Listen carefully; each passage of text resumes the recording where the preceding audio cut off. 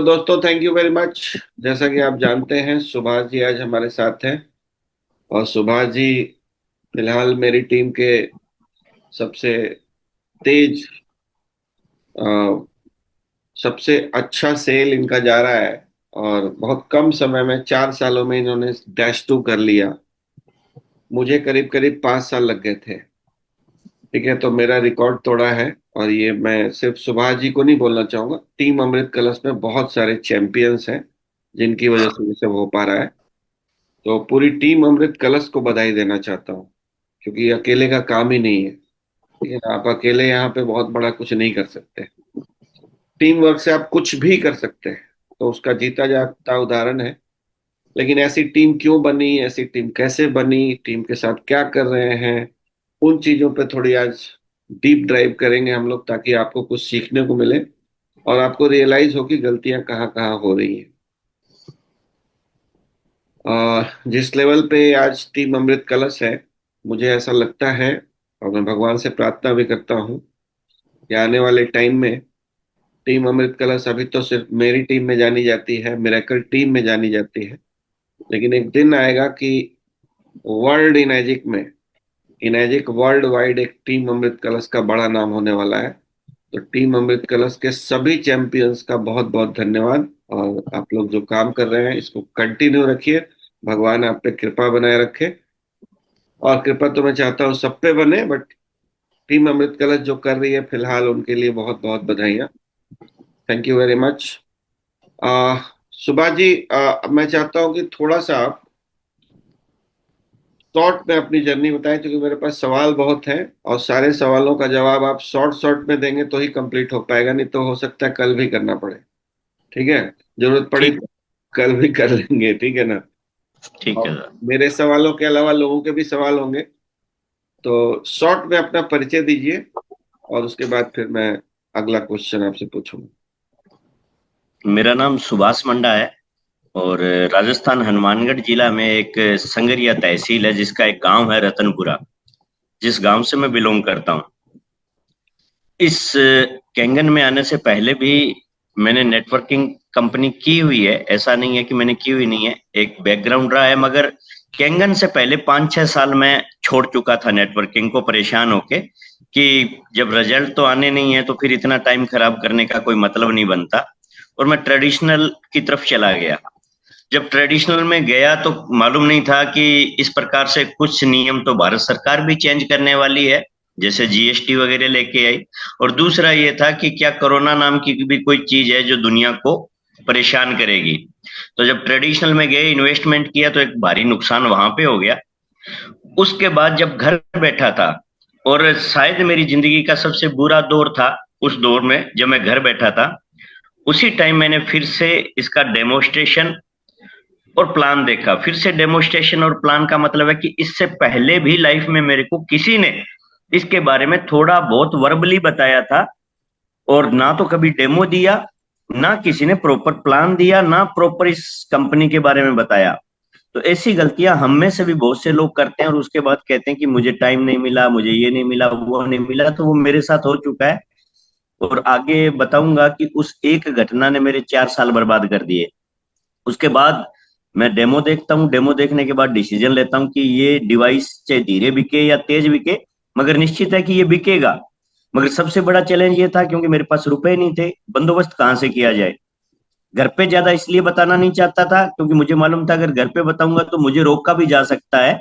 क्योंकि उससे पहले उनको मालूम था कि जब नेटवर्किंग में आज तक इसने सिर्फ टाइम खराब किया, पैसे नहीं कमा पाया है, तो फिर से अगर वो इसी रास्ते पे जाता है तो निश्चित रूप से और वो भी 20 साल की उम्र में अगर आप कोई गलतियां करते हो तो आपको माफ कर दिया जाता है। मगर कहते हैं ना कि 35, 37, 38 साल की उम्र में आपको गलतियां करने का अधिकार नहीं होता है। 30 साल के बाद आप एक मेच्योर लाइफ जीते हैं, उसके बाद आप गलतियां करने का अधिकार नहीं होता। तो मैंने घर पे चर्चा नहीं की, मैं, मेरे साडू साहब हैं हिसार रहते, मैं वहां चला गया। वहां पे जाके हम लोगों ने चर्चा की कि मशीन चाहिए, सारी बातें की, मैंने वीडियो पे सब कुछ दिखाया। मैंने कहा ये मशीन है, अपने को लेनी है, पैसे का बंदोबस्त करना है। मौके का पैसे का बंदोबस्त चूंकि वहां पे भी नहीं हो पाया, तो हम एक तीसरे इंसान जो जोगेंद्र सिंह जी कड़वासरा, जिनके लिए भी आप क्लैपिंग कर सकते हैं, जो कि 6 से 2 बने हैं आज, हम उनके पास जाते हैं, उनके पास जाने के बाद में ये सारा कुछ डेमोस्ट्रेशन और मोबाइल पे उनको बताते हैं। वो कहते हैं कि यार मेरे को नींद कम आती है, क्या नींद आनी स्टार्ट हो जाएगी? तो हमने कहा बिल्कुल हो जाएगी। वो अपनी मशीन के लिए डन करते हैं, मगर हम उनको बोलते हैं कि एक मशीन की बजाय आपको एक बार 3 मशीन लेनी पड़ेगी, 2 हमारी भी लेनी पड़ेगी। इस प्रकार से ये जर्नी स्टार्ट होती है हमारी।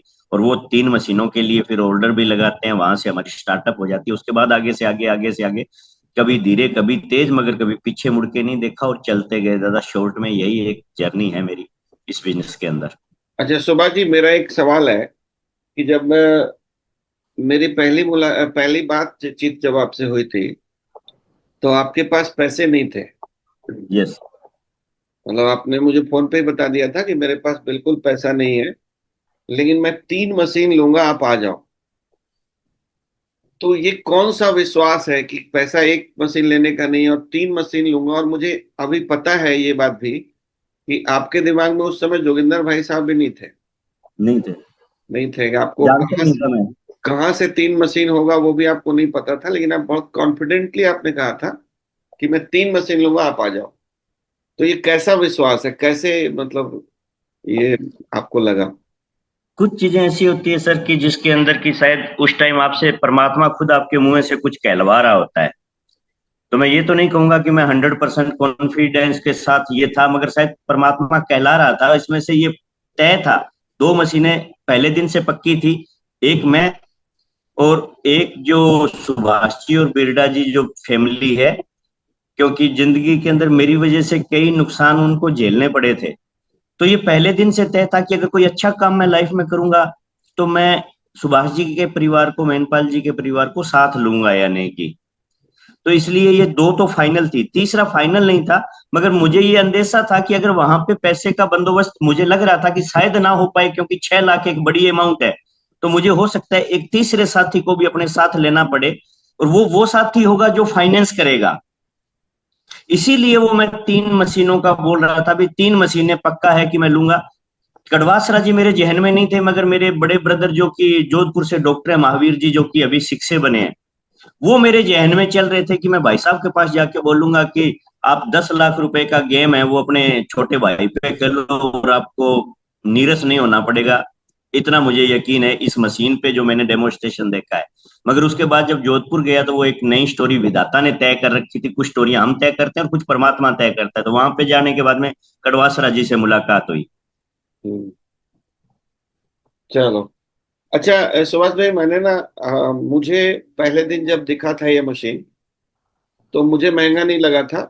पता नहीं क्यों, चूंकि मैं रियल एस्टेट भी कर चुका था और हाई टिकट पे काम कर चुका था, तो मुझे महंगा नहीं लगा था। और दूसरी वजह थी कि मैं हेल्थ कंडीशन से बहुत जूझ रहा था, अल्सर से।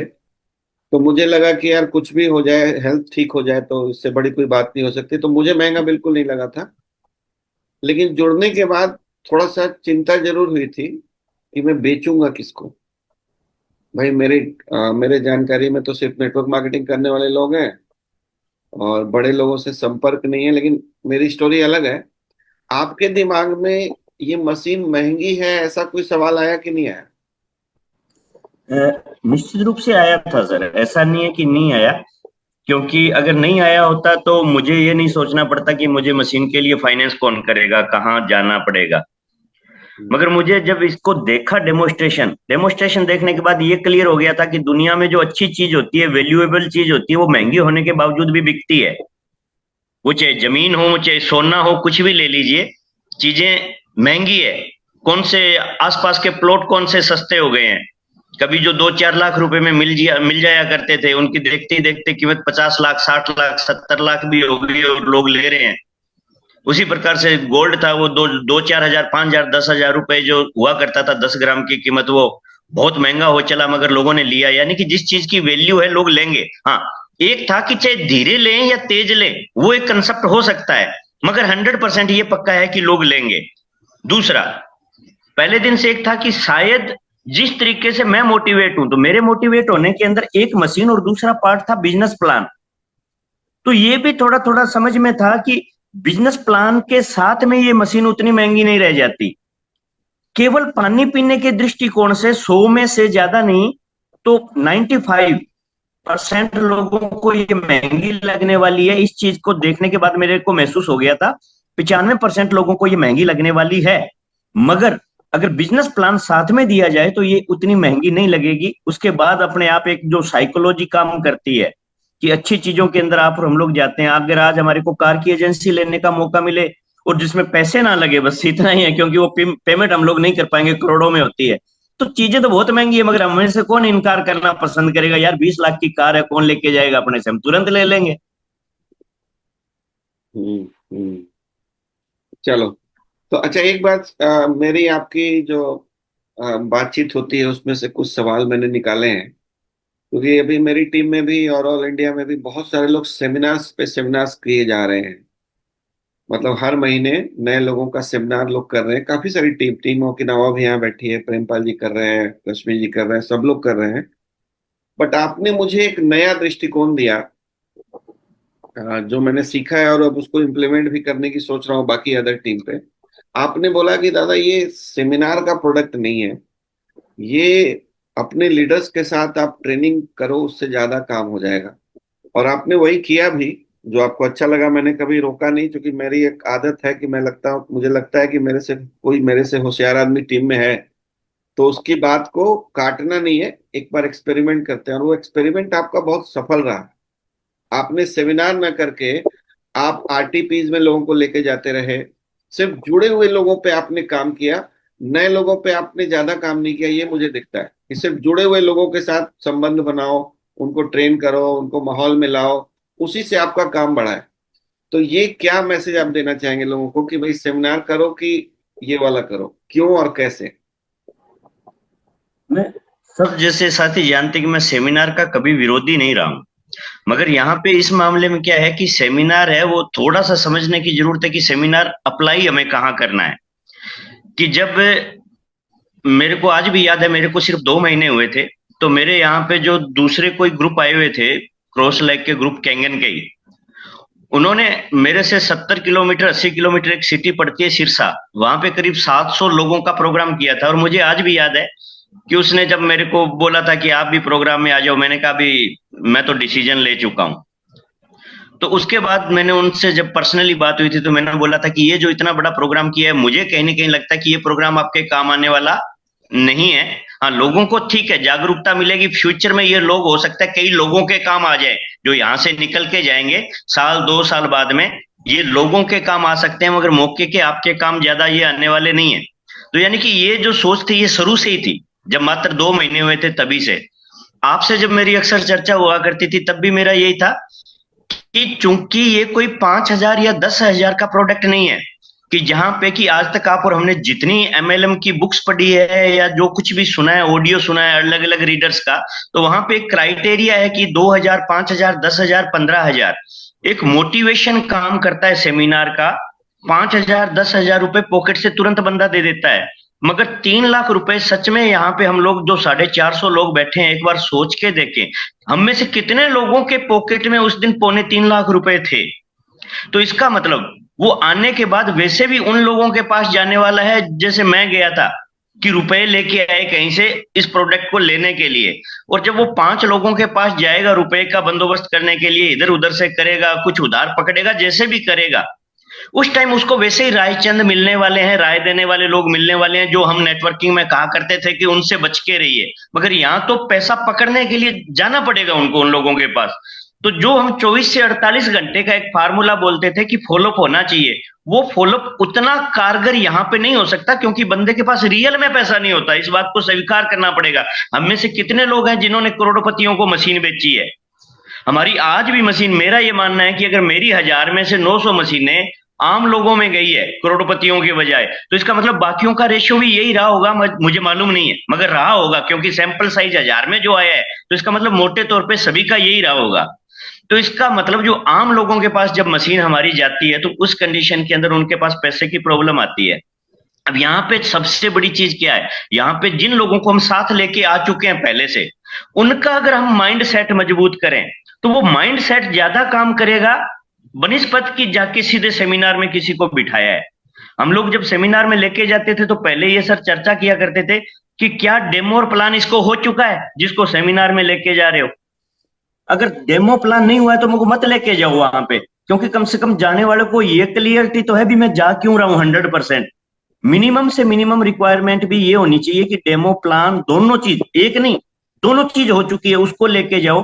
बाकी जो हमें सबसे बड़ा काम करना है वो करना है, जो लोग हमारे साथ आ चुके हैं, चाहे वो संख्या 2 है और वो चाहे संख्या 100 हो चुकी है, जो इन लोगों के साथ बैठ बैठ के, चाहे वो 1 बाई 1 बैठना पड़े, चाहे 10 लोगों के साथ बैठना पड़े, चाहे 50 लोगों का प्रोग्राम करने है, वो भी सेमिनार है, वो भी इवेंट अपने आप में, जो इन लोगों के साथ हम जब बैठते हैं तो वहां पे जो बातें और माइंड मेकअप किया जाता है वो वैसा ही है जैसे मिलिट्री में सिलेक्शन होने के बाद उनको ट्रेनिंग दी जाती है।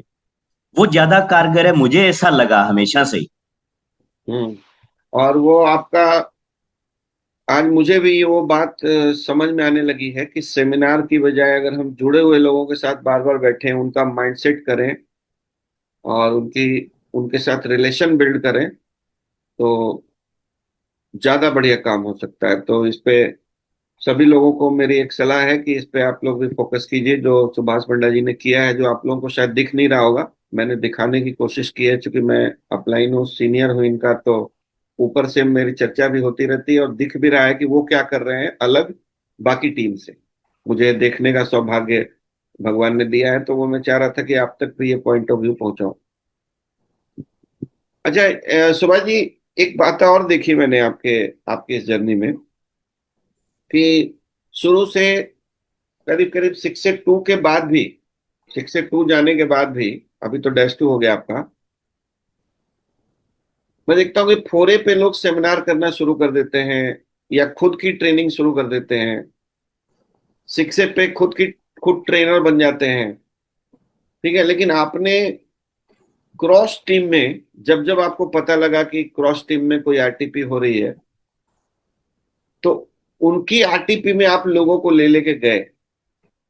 शुरू से देखा है मैंने, और बड़ी संख्या में लेके गए। कई बार तो ऐसा हुआ कि जिन्होंने ऑर्गेनाइज किया, उनसे बड़ी टीम आपकी वहां बैठी थी, जबकि वहां पे आपको कोई सम्मान भी नहीं दिया गया, आपको स्टेज भी नहीं दिया गया, और आप बिल्कुल पीछे बैठे रहे।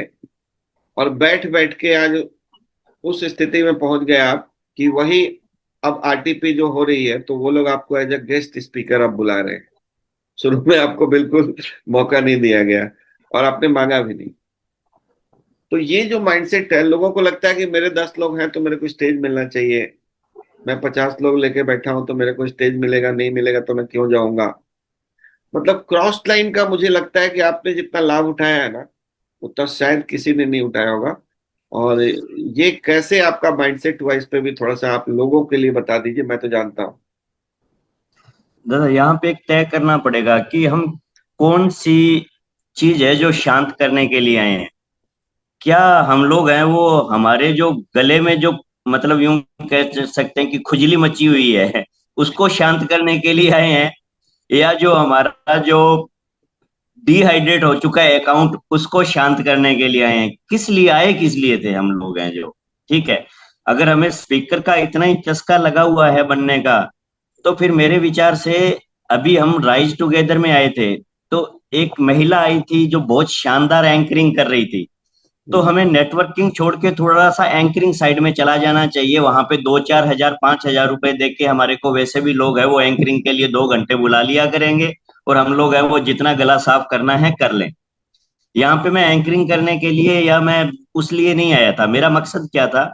मेरा मकसद था सीधा सा कि इस प्लान में -3 की पिन है, इस पिन पे कैसे पहुंचा जाए।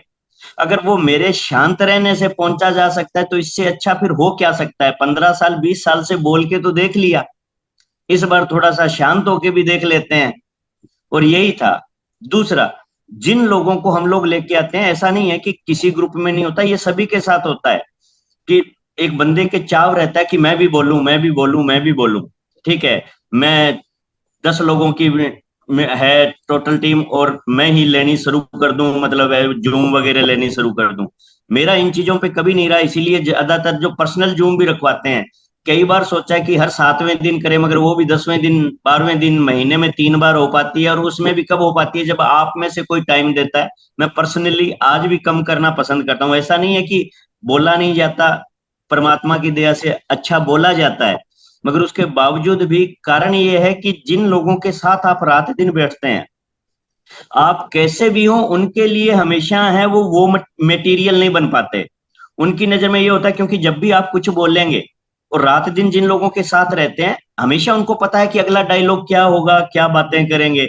जैसे तिवारी सर है इंदौर से, कितने प्यारे बोलते हैं, शानदार बोलते हैं, मगर वो शब्दों के जादूगर यकीन मानिए खुद की टीम की बजाय लोगों के लिए ज्यादा है। क्योंकि जो रात दिन उनके साथ रहेंगे उनको तो पता है कि सर ने क्या क्या। एक आदमी रोज नए हजार डायलॉग्स इजाद नहीं करता, कुछ ऐसी चीज होती है जो कि अल्टीमेट निकलती है। और चूंकि हम जैसे ग्रुप वालों को तो कभी कभी मौका मिलेगा टच में आने का, तो हमारे लिए वो अल्टीमेट है, उनके ग्रुप के लिए नहीं है। पीपी सर के लिए, पीपी सर लोकल रहेंगे, मेरे लिए शानदार चीज है।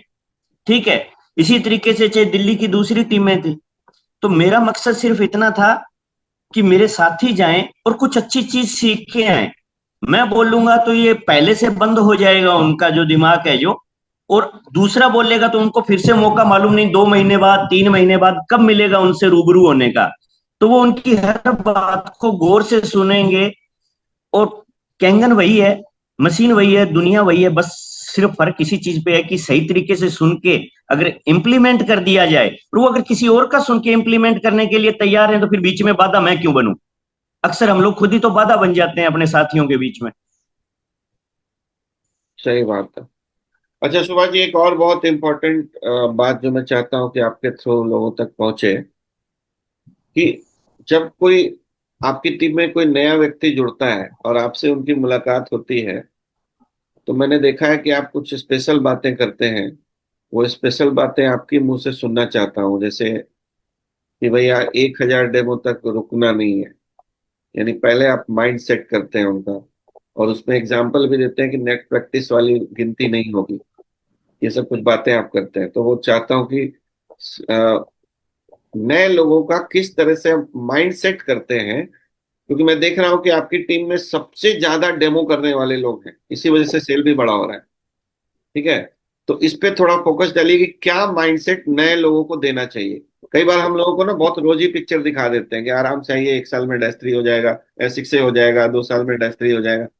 फिर वो बेचारा जब मार्केट में जाता है और उसको नो सुनने को मिलता है, रिजेक्शन मिलता है, कई बार पेशेंस रखना पड़ता है, तो वो टूट जाता है। लेकिन आप एक टफ माइंडसेट पहले दिन देते हैं, ये मैंने देखा है। तो वो क्या है, थोड़ा डिटेल में जाइए इसके बारे में। वो ये दादा कि मैं उनको उस रियल चीज से, उसके परिवार से जोड़ने की कोशिश करता हूँ स्टार्टिंग में।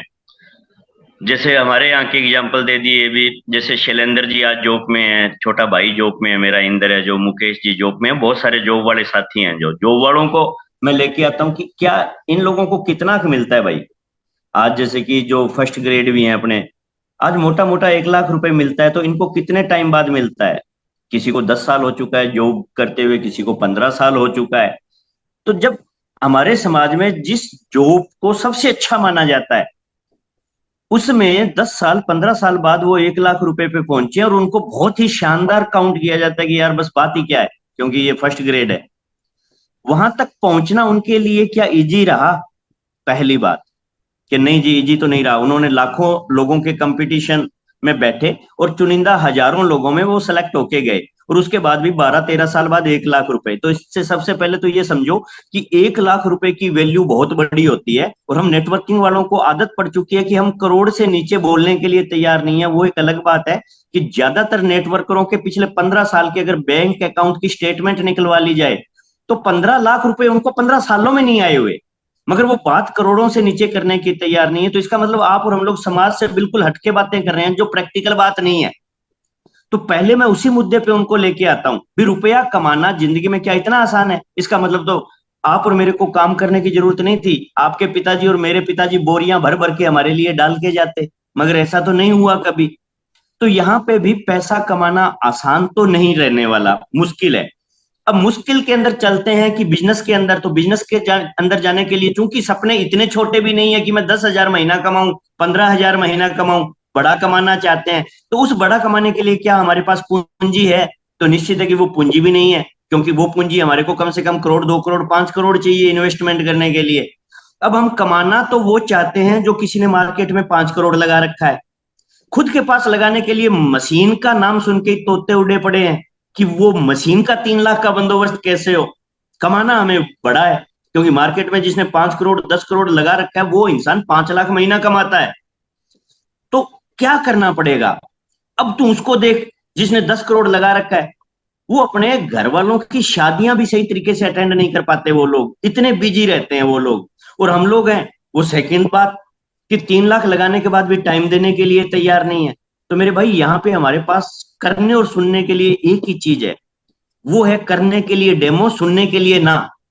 करने के लिए डेमो, सुनने के लिए ना। इस चीज के लिए तैयार हो जाओ। ज्यादा से ज्यादा डेमो देने हैं और ना कलेक्ट करनी है। या तो मुझे 500 ना कलेक्ट करके दिखा दो ईमानदारी से, आपकी गारंटी मैं लेता हूं कामयाबी की। या 1,000 आप डेमोस्ट्रेशन करके दिखा दो। मगर हाँ, जब आप शुरुआत में डेमो करेंगे तो क्या आपको इस चीज का अनुभव है? कि जी अनुभव तो नहीं है।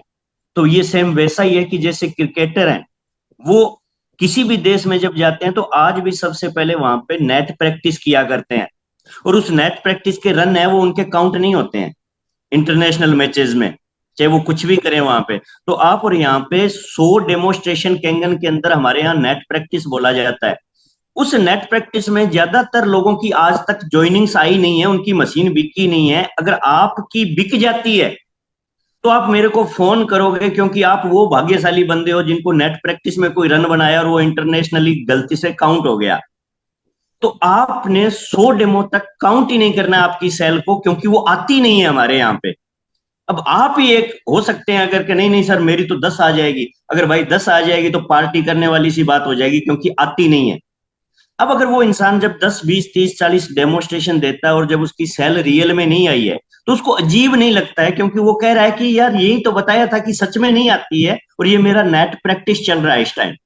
और 100 डेमो होने के बाद में भाई इंटरनेशनल पिच पे उतरना है। उसके बाद आज तक कैंगन में फिर दूसरा सीन और बता देता हूं क्या होता है। दूसरा सीन ये होता है कि 101 से लेके 501 तक ये 400 डेमो जिसने किए हैं, ये 100 नेट प्रैक्टिस पूरी करने के बाद उन सबका शतक बन चुका है और वो सारे के सारे आज शिक्षे को एंजॉय कर रहे हैं।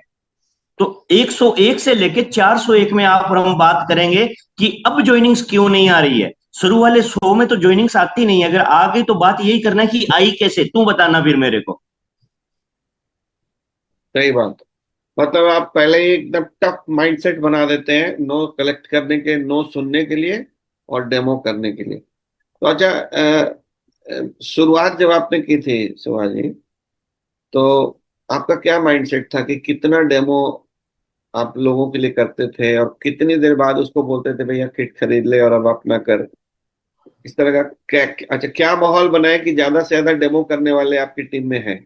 ये भी एक रीजन मैं जानना चाहता हूँ। कारण ये था दादा कि मैंने पर्सनल जब भी कभी वर्क किया है, 2 प्रकार का वर्क हुआ करता था। एक पर्सनल और एक टीम के साथ। टीम के साथ जब वर्किंग किया करते तो शुरू में हमारे सारे फ्रेशर थे, मैं कभी नेटवर्करों के पास स्टार्टिंग पीरियड में इतना नहीं गया था। तो हम्म। फ्रेशर लोगों को जब मैं ज्वाइन करवा देता था तो वो बोलते थे उसके पास चलना है मगर प्लान नहीं देना है। जबकि उसको खुद को मैं प्लान दे के लेके आया हूं, मगर वही मेरे को बोलता है कि प्लान नहीं देना है, केवल डेमोस्ट्रेशन करना है। और खैर ये हमारी मशीन की ताकत को भी बताता है, इसको भी हल्के में लेने की जरूरत नहीं है। 15 17 साल के अनुभव के बाद मैं ये कह सकता हूं कि पहली बार कोई ऐसी चीज लाइफ में मिली कि डाउन वाला ये बोल रहा है कि प्लान नहीं देना है, केवल प्रोडक्ट के बारे में बताना है। ऐसा नेटवर्किंग में नहीं होता। प्लान बेचा जाता है, प्रोडक्ट नहीं बिका करते। हमारे यहाँ उल्टा है। मगर वो उल्टे ने नुकसान ये किया कि लोगों की रफ्तार भी थोड़ी स्लो कर दी इस चक्कर में। तो एक तो ये हुआ करता था, फिर सामने वाले की बात हमें माननी भी पड़ती है, थोड़ा उनको मैच्योर करते थे भी, नहीं आप क्यों आए थे, आपकी वजह कुछ और हो सकती है, तो फिर सामने वाले की भी तो वजह यही है ना। आप उसको केवल हेल्थ देने पे तुले हो और सामने वाला, आप तो ये बता रहे हो दादा, मैंने ये देखा है कि जिन लोगों को कैंसर ऑलरेडी थी, यहाँ पे बहुत लोगों को ऐसा अनुभव होगा, क्या उन्होंने मशीनें परचेज कर ली?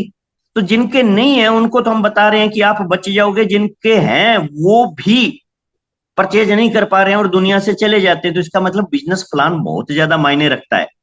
तो बिजनेस प्लान मैंने तो ज्यादा से ज्यादा दिए थे। उसके बाद जैसे ही लोगों से मुलाकात हुई, मुलाकात होने के बाद मुझे मालूम था कि अगर इस इंसान से मेरा उठना बैठना जारी रहा तो ये एक दिन मेरे साथ रहेगा।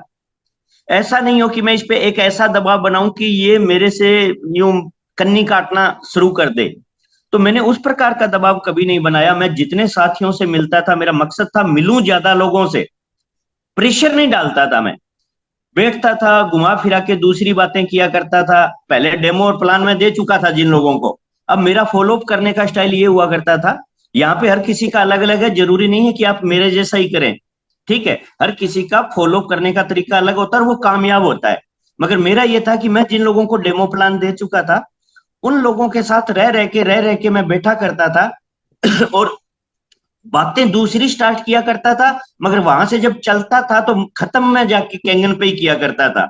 चाहे तो वो सामला खुद चल के पूछ ले मेरे से, और तेरे वाला कैसा चल रहा है, या घुमा फिरा के कोई रोग दोष इस प्रकार से करके बात घुमा फिरा के उस तरीके से ले आता था, क्योंकि अखबारों में रोज ऐसी घटनाएं वैसे भी घटती है। तो उस बहाने ही सही वो बात वहां पे आ जाती थी। कंटिन्यू उनसे मिलता जुलता रहता, और खुद का जब आपका कंटिन्यू 50 100 200 लोगों से आपकी मुलाकात रहती है तो कहीं ना कहीं से आपको ज्वाइनिंग्स मिलती रहती है, मशीन कहीं ना कहीं से आती रहती है।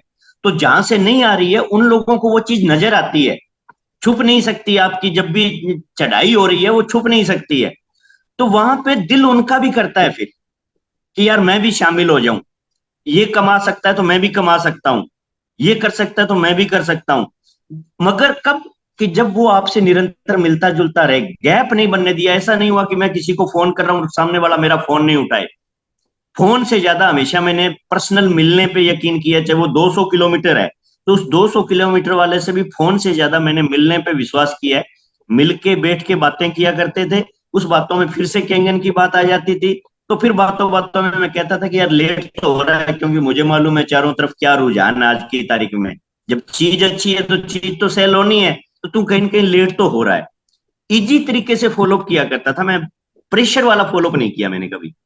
नहीं, मेरा सवाल जो था सुभाष भाई, ये चलो एक अच्छा पर्सपेक्टिव जो मेरे से छूट रहा था वो भी आपने बता दिया। मैं ये जानना चाहता हूँ कि जो नए लोग आते हैं आपकी टीम में, हर महीने अभी 70 80 100 की ज्वाइनिंग का एवरेज है आपका, तो जो नए लोग आते हैं वो इतनी जल्दी किट खरीद के डेमो करने लगते हैं, तो ऐसा क्या मैसेज देते हो कि जल्दी से जल्दी वो खुद डेमो करने लग जाते हैं? वो वही रहता है जो स्टार्टिंग में जो बात की, जब किसी के पास भी बैठते हैं चाहे अगर वो ज्वाइन भी नहीं है, उस हम्म। कंडीशन में भी बात जो रियलिटी वाली है वही करते हैं कि ये देख ले भाई कितने साथी हैं जो आज पैसे कमा रहे हैं।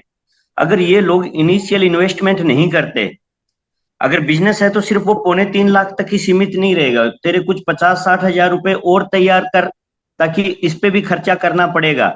और जिंदगी में अगर यार 4 लाख रुपए 5 लाख रुपए लगा के 5 लाख रुपए महीने तक कमाने का मौका मिल रहा है तो पीछे नहीं हटना चाहिए। उस कंडीशन में फिर देखो कि कुछ ऐसी चीजें हैं कि अगर आप ये सोचोगे कि मैं उसको अपलाइन का वेट कर रहा हूं वो आ जाएगा तब जाके मैं बाहर निकलूंगा, तो आप अपने अपलाइन को मजबूत कर रहे हैं। और मैं नए लोगों में भी दादा ये कहने से नहीं चूकता कि फिर आप हमारे लिए पैसे कमाने आओगे, अपने लिए नहीं आओगे। आपकी अपलाइन है वो आपको कुछ सहयोग तो कर सकती है मगर आपकी ख्याति छीन लेगी। मैं लकी हूं कि दादा हैं वो बहुत दूर से थे, अगर पास से होते तो शायद सुभाष सुभाष बन ही नहीं पाता। या आज मेरे जितने साथी हैं जो अपने दम पे आज जो काम कर रहे हैं, जितने भी साथी हैं ग्रुप में, वो सारे अपने आप में आज अपनी पहचान रखते हैं, वो किसी के मोहताज नहीं है। कोई भी है जो आज 6 से छोड़े, जो 5 4 भी हैं, वो किसी का भी मोहताज नहीं है, वो अपने शिक्षे का मोहताज नहीं है जो आज 4 है वो। वजह, ये बिजनेस किसके लिए कर रहे हैं? खुद के लिए कर रहे हैं। कई बार किसी को मेरी शुरू शुरू में बातें, कुछ लोगों को नाम नहीं लूंगा, अजीब भी लगी थी, और थोड़ा सा उनको लगा था कि शायद सुभाष है वो क्या बात है, घमंडी टाइप का बंदा है क्या, जबकि मेरे ये चीज दूर दूर तक नहीं है। मैं बोला करता था कि मैं दीपक सर के लिए नहीं आया हूं, मैं मेरे बच्चों के लिए आया हूं। अगर मैं मेरे बच्चों के लिए आया हूं तो आप मेरे लिए कैसे आ सकते हो? आप भी अपने बच्चों के लिए आओगे। और जब खुद के बच्चों के लिए लड़ाई लड़ी जाती है तो वो लड़ाई हम जीतने के लिए लड़ेंगे, मगर सुभाष के लिए लड़ाई लड़ोगे तो हो सकता है 5वें दिन भैया बैठ के घर चले जाओ। ये बातें ज्वाइन होने से पहले भी बोलता हूं मैं। मेरे लिए लड़ाई मत लड़ो, लड़ना है खुद के लिए। ऐसा नहीं है कि अब सेल आनी स्टार्ट हो गई तब, ये बातें तब की भी है जब टोटल 50 लोगों का ग्रुप हुआ करता था, तब भी यही बातें थी। सही बात। तो ज्यादा अगर डेमोस्ट्रेशन वाले निकलेंगे तो वो वहीं से निकलेंगे जो कड़वी बातें होती है। और हम लोग कड़वी बातें करने से डरते हैं। कड़वी बात करने का मकसद कभी ये नहीं होता कि सामने वाले के ईगो को ठेस पहुंचानी है। ईगो को ठेस ठेस नहीं पहुंचानी होती कड़वी बातों में कभी भी। कड़वी बातों का मतलब होता है उसको वो धरातल, वो रियलिटी दिखाना कि देख मेरे भाई, खुद को भी इंक्लूड करता हूं। ऐसा नहीं है कि सामने वाले को कर रहा हूं। यार जब मैं पिछले 15 सालों में वर्किंग में होते हुए अगर बड़ा पैसा नहीं कमा पाया रात दिन काम करके, और यहाँ पे एक ऑप्शन है, तो यार फिर वो इजी कैसे हो सकता है। आज मेरे भाई जितने हैं वो इजीली वहां पे नहीं पहुंचे हैं जहां पे भी हैं। काम अपने को करना पड़ेगा, और वो काम ठीक है, साथ में शुरू में कुछ हम सहयोगी हैं, डेमोस्ट्रेशन करेंगे और लाइफ टाइम हम लोग साथ हैं, मगर वो काम खुद को करना पड़ेगा। वो किसी के जिम्मेदारी तय नहीं कर सकते कि तू करेगा तब वो काम होगा। और इन्हीं से वो लोग फिर छन छन के बाहर आगे, जो लोग आज की तारीख में अपने दम पे डेमोस्ट्रेशन करते हैं, अपने दम पे आज प्रोग्रामों में लोगों को लेके जा रहे हैं, सब कुछ हो रहा है जो। सही बात है। अच्छा सुभाष भाई, ये एक और सवाल था मेरा कि मैं, मेरी अदर अदर टीम, बहुत सारी जो अदर टीम्स हैं या और भी क्रॉस टीम्स को भी देखता हूँ मैं, आपके ग्रुप में जो आपस में एक प्यार दिखता है, इक्का दुक्का इंसिडेंट तो हर जगह होते हैं, इक्का दुक्का छोड़ दें अपवाद को, तो एक प्यार, संबंध, रिस्पेक्ट, आपस में बड़ा एक टीम वर्क जैसा दिख रहा है। तो इसके पीछे आप क्या सलाह देना चाहेंगे लोगों को कि कैसे एक अच्छी टीम बनाई जाए? क्योंकि बड़ा टीम, अच्छी टीम बनाए बिना बड़ा काम हो ही नहीं सकता है, और आपकी टीम वर्क का ही नतीजा है कि इतना फास्ट काम हो रहा है। और जिस लेवल पे हो, जो टोटल नंबर ऑफ सेल है आपका, उसका जो कन्वर्जन है हर महीने का, वो लाजवाब इसलिए हो पाया है क्योंकि मुझे दिख रहा है कि आपस में रिलेशन बहुत अच्छे हैं, इक्का दुक्का को छोड़ के। तो उस पे क्या करना चाहिए, आप क्या सलाह देना चाहोगे लोगों वो भी सर वही बात घर से निकलती है। इक्का दुक्का तो अपने को मालूम है कि जब घर में दो भाइयों के बीच में भी संबंध खराब हो सकते हैं, को? तो यहाँ पे तो भानुमति का कुनबा है अपना, तो वैसे भी खैर। मगर सबसे बड़ी बात ये होती है कि उस फेज में हम खुद कितने ईमानदार हैं। ये स्टार्ट किसी और से होती नहीं है, ये स्टार्टिंग खुद से होती है। सबसे पहले आएगा सुभाष मंडा।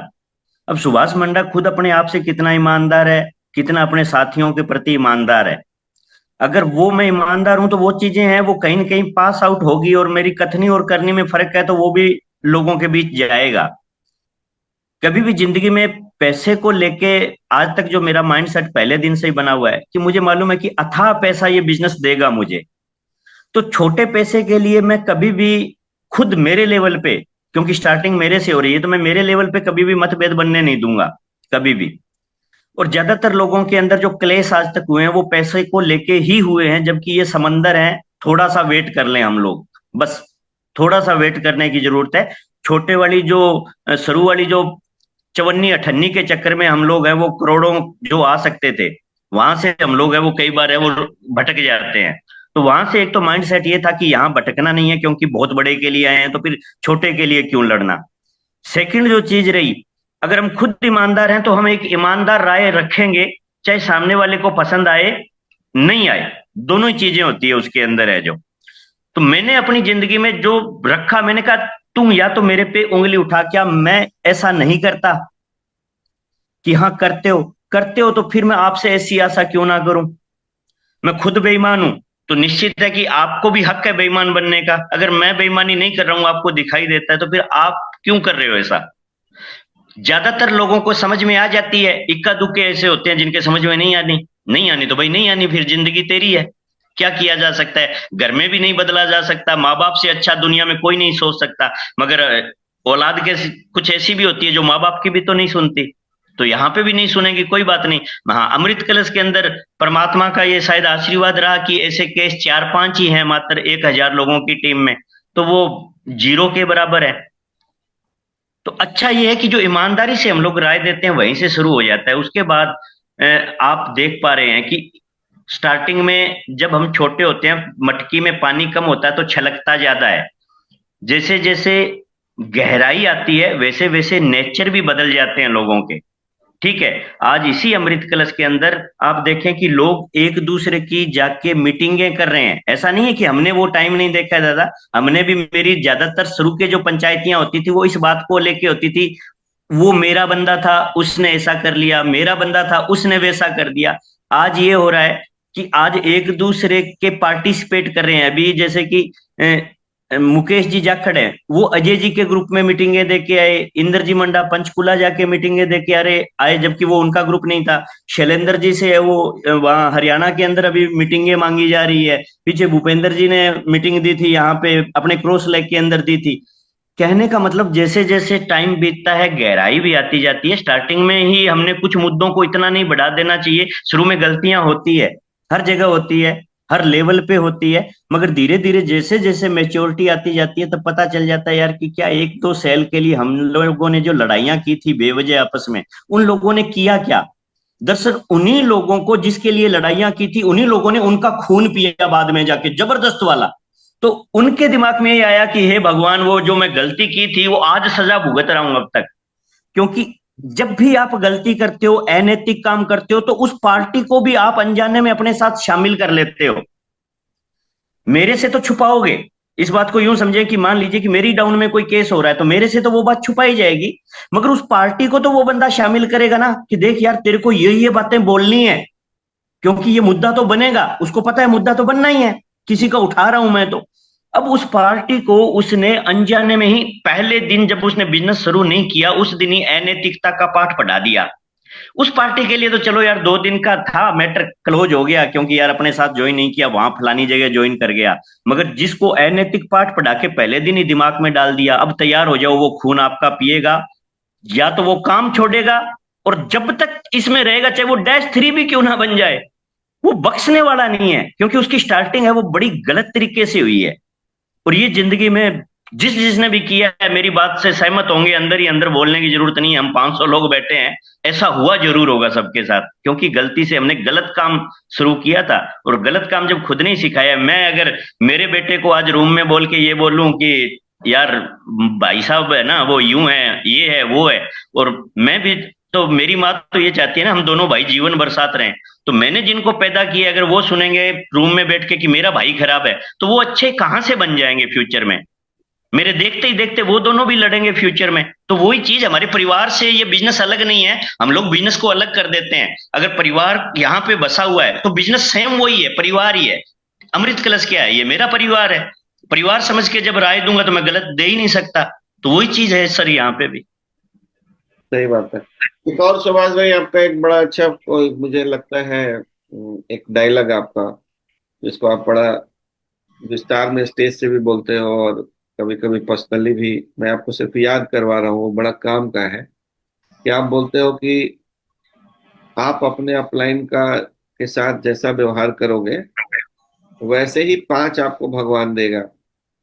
ठीक है। ये वाला थोड़ा डायलॉग सुनो, बहुत बढ़िया लगता है। आपको, आपने जो मेरे साथ व्यवहार किया ना, तो आपको भी वैसे 5 लोग मिल गए हैं। ये मैं देख रहा हूँ, ये प्रैक्टिकली हुआ है। इसलिए मैं चाहता हूँ कि इसको थोड़ा सा आप विस्तार में बताएं। भी देखे दादा कि दुनिया में है ना, कहते हैं हम सब जगह सुन रखते हैं, चाहे किसी कथा में चले जाएं कि दुनिया स्वार्थ से भरी पड़ी है। मैं कहता हूं कि हमें कहाँ जरूरत है ये कहने की कि हाँ मैं स्वार्थी नहीं हूं। मैं कहता हूं सबसे पहले यहाँ पे इतने लोगों के बीच में कि मैं स्वार्थी इंसान हूं। मेरा ये स्वार्थ है कि मेरे पे भी लोग जान छिड़कें, मगर नियम ये है कि मुझे किसी पे जान छिड़कनी पड़ेगी। स्टार्टिंग हर चीज खुद से होगी। मेरे ग्रुप में अगर मैं बैठ के ये बात करूंगा कि सतपाल जी है उनमें दम नहीं है, दीपक जी में दम नहीं है, तो सामने वाला मन ही मन सोच रहा है दम तो तेरे में भी नहीं है, मगर गलती से अब तेरे साथ आ गया हूं, करूं क्या। एक तो ये था। दूसरा ये था कि मैं अगर मेरे लिए मेरी अपलाइन, मेरा सीनियर भगवान हो सकता है, ठीक है, परिपूर्ण कौन है। क्या भगवान रामचंद्र जी पे 2 तरीके के लोग मिल जाएंगे कहने वाले कि उन्होंने सीता जी को क्यों भेजा, भगवान होके भी वो अग्नि परीक्षा ले रहे थे। तो दो मत काम करेंगे, एक वहां मर्यादा पुरुषोत्तम का नाम भी लिया जाएगा उनके लिए, दो लो भी हमेशा चलेगी। तो यहाँ पे भी ये है कि कोई भी इंसान परिपूर्ण नहीं होता। तो मैं भी मेरी टीम को 1,000 लोगों को ये बोल रहा हूँ कि मैं भी परिपूर्ण नहीं हूं। मेरे से भी लाइफ में गलतियां होगी, ऐसा नहीं है नहीं होगी, मगर सारा दुनिया का बीड़ा क्या मैंने ही उठा रखा है जो सारी गलतियां मैं ही सुधारूंगा इस दुनिया में, 140 करोड़ की आबादी में। कुछ गलतियां हम इसीलिए भगवान हमारे से करवा रहा है ताकि आपको क्या श्रेय जाएगा, फिर कुछ श्रेय आपको भी मिलना चाहिए ताकि आप भी ये सीना ठोक के कह पाओ कि ये गलतियां मैंने नहीं की जो उन्होंने की थी। तो आप लोग अपनी टीम के साथ वो गलतियों को सुधार करें जो मेरे से हो गई। तो हमारी वे सीनियर हैं, क्या उनसे लाइफ में कभी गलती नहीं हो सकती है। तो उस बात के लिए फिर यूं क्यों सोचना कि मतभेद पैदा कर लिए जाए, कुछ और पैदा कर लिए जाए, या किसी से भी गलती हो सकती है तो आपके परमात्मा से भी गलती हो सकती है। जब ऐसा दिमाग में एटीट्यूड होता है तो उस अपलाइन को हमेशा है वो अपलाइन अच्छा ही दिखेगा, वो कभी बुरा दिखता ही नहीं है लाइफ के अंदर है जो। हालांकि ये आपके लिए लागू नहीं होता क्योंकि आपने कभी ऐसा किया ही नहीं है, भी कोई गलती मैं गिनवा पाऊं ऐसा कभी नहीं किया। मगर कहने का मतलब ये है कि अगर दो इंसान साथ हैं तो किसी से गलती भी हो सकती है, तो उसको उस तरीके से लेने की जरूरत नहीं है। मैंने जिंदगी में रियल में मेरी आत्मा से मैंने दीपक सर को माना है, फर्स्ट डे से मानना है, और आज तक वो बड़ी है, आस्था कम नहीं हुई। कहने का मतलब है जो दिन प्रतिदिन वो आस्था बड़ी है। कुछ लोग होते हैं राय लेनी है मगर राय लेनी नहीं है, एक्चुअल में उन्होंने राय देनी है। मैंने जब भी आपसे बात की दादा, चाहे कोई बात की, मगर फाइनल वही हुआ कि जो मैंने कहा आपके पास उस टाइम बोलता था 3,000 लोगों का अनुभव है और मेरे पास 30 लोगों का अनुभव है, तो मैं अनुभव को ज्यादा हमेशा माना मैंने। आज भी चाहे 1,000 लोग हो, स्पीड हो, ये सारी चीजें साइड में है। आपको 7,000 लोगों का अनुभव है, मुझे 1,000 लोगों का अनुभव है। आज भी मैं कई जगह हो सकता है गलत साबित हो जाऊंगा, आपकी संभावना नहीं है। अगर अपलाइन में अच्छाइयां देखने की कोशिश करोगे, अच्छाइयां ही अच्छाइयां दिखेगी, और बुराइयां देखने की कोशिश करोगे तो चाहे वो सोने का बना हुआ हो फिर भी उसमें सिवाय बुराई के कुछ नहीं दिखने वाला है। अब हमें सोचना ये है कि हम कैसे लोग चाहते हैं पीछे अपने। अगर बुराइयां देख रहा हूं तो वो चीज अपने तक सीमित नहीं रहेगी। आप किसी को भी बोल के देख लीजिए, आज भी औरतों को तो बेचारों को बदनाम किया हम लोगों ने कि औरतों को कोई बात बता दी जाए तो वो आगे नहीं जाती। आप आदमी को बता के देख लीजिए, बात तो वो भी आगे जाएगी, वो वहां पे रहने वाली नहीं है। अब आगे आप क्या चीज बढ़ाना चाहते हो, अच्छाई या बुराई? अगर मैं बुराई आगे बढ़ाऊंगा तो मेरे नीचे वो की वो जनता तैयार होती जा रही है। मुझे लगता है नहीं ये तो मेरा है, आज मेरे पास बैठा है, ये तो मेरे लिए ये करेगा वो करेगा। ऐसा कुछ होने वाला नहीं है। गलत चीज से पालन पोषण होगा तो वो गलत ही साबित होगा। वो आज महसूस नहीं होगा, फ्यूचर में महसूस हो जाएगा, ये झटके जब लगेंगे तब। तो मेरे लिए मेरी अपलाइन इसलिए भी भगवान है क्योंकि मैं स्वार्थी इंसान हूं, ताकि जब वो चीजें लोगों को दिखेगी कि ये आत्मा से इस चीज को मानता है। हम बच्चों के प्रति स्वार्थी नहीं है कि मेरा बच्चा बहुत बड़े लेवल पे जाए, ये जाए वो जाए, तो यार यहाँ पे भी क्या है। तो वैसी ही जनता तैयार होगी। मेरे साथ बैठने वाले आज जितने भी साथी हैं मेरे, जो पर्सनल मेरे टच में रहे हैं लाइफ में, एक आदमी उंगली नहीं उठा सकता है। दीपक जी तो बात ही छोड़ दीजिए, दिल में बसते हैं। सतपाल जी से भी अगर किसी ने मेरे मुंह से कुछ सुना हो, मलिक जी के बारे में भी अगर मेरे मुंह से कभी, मेरी डाउन लेग ने यहाँ पे जितने साथी बैठे हैं अगर कभी कुछ भी बुरा सुना हो, तो मैं चाहता हूं कि वो आज ही मेरे प्रति अपना व्यवहार बदल लें, क्योंकि फिर मैं इस लायक नहीं हूं। जो जो अपनी अपलाइनों की बुराई करेंगे अपनी डाउनलाइक्स में बैठ के, वो वैसी ही जनरेशन तैयार कर रहे हैं। आज उनको अच्छा लग रहा है क्योंकि उसकी हाँ में हाँ मिलाई जा रही है, मगर फ्यूचर में वही सब कुछ उसको मिलने वाला है। चाहे वो उसके लिए जान छिड़क दे तो भी वो डाउन वाला जान नहीं छिड़केगा, वो उसको बदनामी देगा फ्यूचर में। एक इसीलिए और मैं बोलता हूं कि आपको 5 वैसे ही मिले। आपने तो सिर्फ एक के खून पिया है, मगर भगवान आपको 5 ऐसे देगा आपकी डाउन में कि जो आपको भैया निचोड़ के रख देंगे। तो ये थोड़ा और कंप्लीट कर दो, जो आप बोलते हो कि भगवान भगवान से मैं मांगता हूँ कि मेरे जैसा मेरे को 5 दे दे, क्या आप मांग सकते हो? हाँ, ये रहता है कि मैंने कहा भी जैसे कि कोई इंसान अपने प्रति कितना ईमानदार है। मैं हमेशा बोलता हूँ कि मुझे दीपक जी जैसे, मलिक जी जैसे, सतपाल जी जैसे, पीपी सर जैसे, या जितने मेरे सीनियर साथी हैं, मैंने कभी नहीं मांगा कि यार परमात्मा मेरे को भी इनके जैसा बंदा दे दे। क्योंकि परमात्मा वो नहीं करेगा, परमात्मा वो करेगा कि तू कैसा है, ज्यादा से ज्यादा मैं तेरे पे जिस दिन मेहरबान हो गया मैं तेरे जैसे चल तेरे को दे दूंगा। मगर ये आशा मत कर कि तू उसके जैसा दे दे, उसके जैसा दे दे। तो मैं ये बोलता हूँ कि परमात्मा मेरे को मेरे जैसे 5 दे दे। अगर मैंने मेरे सीनियर की भक्ति की है तो मेरे को भी वैसे दे दे, मैं डिजर्व करता हूँ।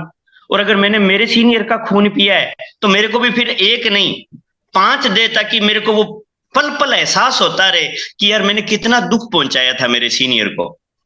क्योंकि एक होगा तो हो सकता है वो महीने में एक बार ही पिया है, 5 होंगे तो बार बार हर 7वें दिन वीकली किसी न किसी का नंबर आ जाएगा।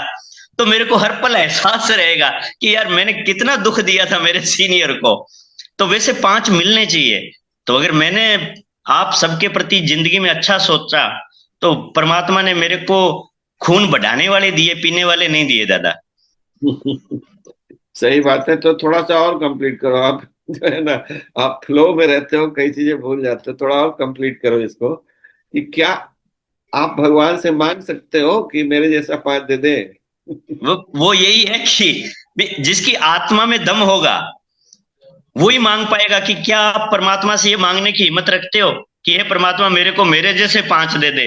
क्योंकि जब परमात्मा ने देने तो आपके जैसे ही है, तो क्या ये हिम्मत आपके अंदर है कि आप अपने जैसे 5 मांग पाओ कि हे परमात्मा मेरे को 5 दे दे मेरे जैसे ही? आप घर पे बैठे हो, आपको घर पे बैठने वाले दे।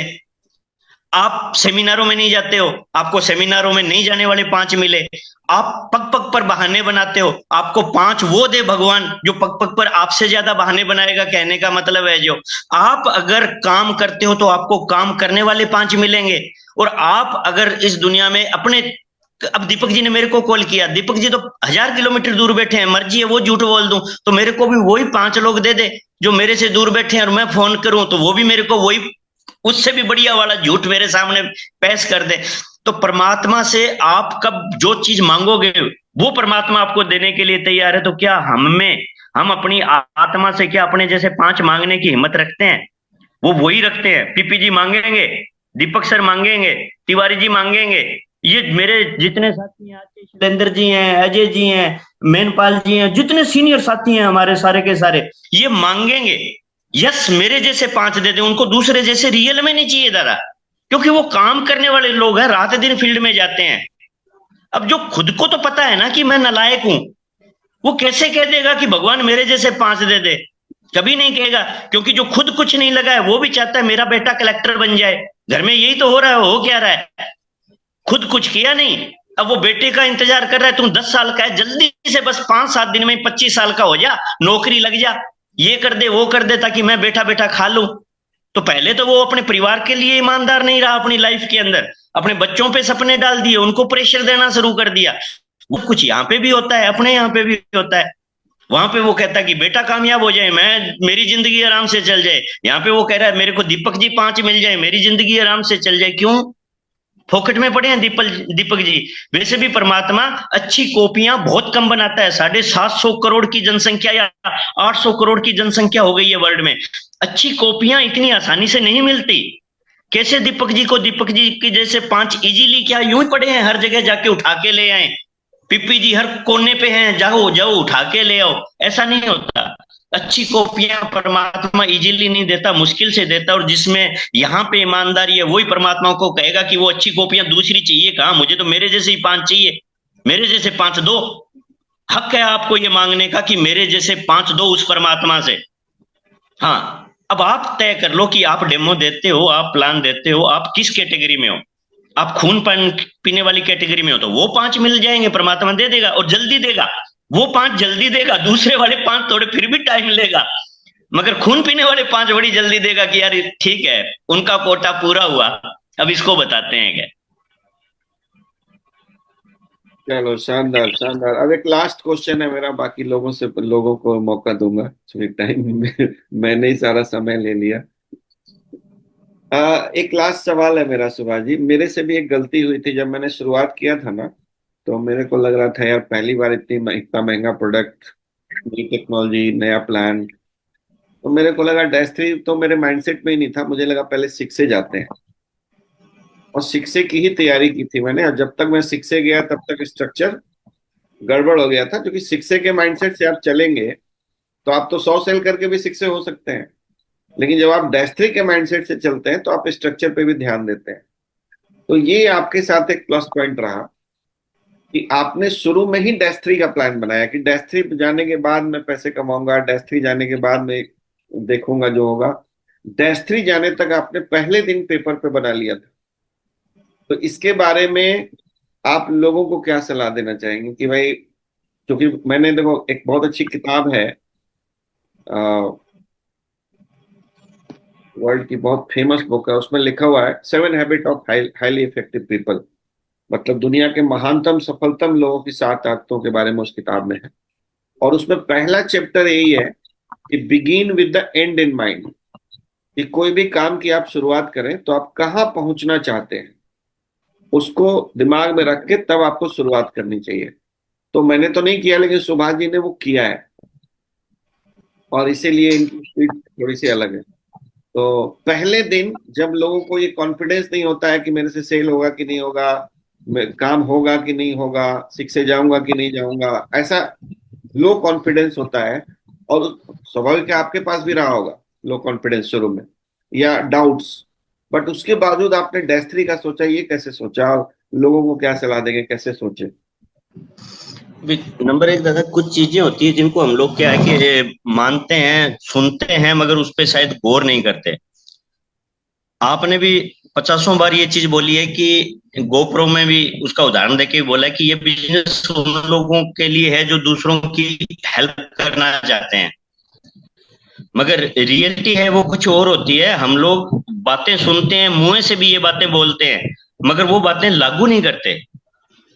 ठीक है, यहाँ पे जब बात स्ट्रक्चर की आती है, आपका टाइम अलग था। उस टाइम कुछ ऐसी मजबूरियां भी थी कि जरूरी था कि हर 3 महीने के अंदर आपको डायरेक्ट डालना ही पड़ेगा। यहाँ पे उस प्रकार की मजबूरियां फैसिलिटेटर की सुविधा मिलने के बाद में खत्म हो गई थी। तो वहां पे आप नंबर एक, आप आज ज्यादा कमाने की तरफ जा सकते हो और एक दुकानदारी कर सकते हो। जब जब आप सेक्टर खोलोगे तब तब आपकी सेल हो रही है, आप पैसा कमा रहे हो। रोज शाम को आप सेक्टर बंद करोगे और घर पे चले जाओगे, वो एक दुकानदारी है। पर्सनल सेल अपने आप में एक दुकानदारी है। कोई कार बेचता है, कोई बाइक बेच रहा है, कोई कुछ और बेच रहा है, और आप मशीन बेच रहे हो। सेक्टर खोल रहे हो, डाउन कर रहे हो, सेक्टर खोल रहे हो और डाउन कर रहे हो। दूसरा तरीका नेटवर्किंग को, नेटवर्किंग बनती ही तब है कि जब लोगों के रिजल्ट आ जाए।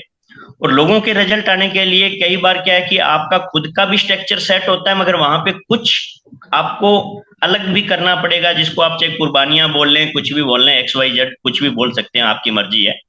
100% तो यहाँ पे मैं वो चीज खुलासा और वो चीजें बातें नहीं हो सकती, क्योंकि कुछ चीजें ऐसी भी होती है कि जो प्राइवेट होती है।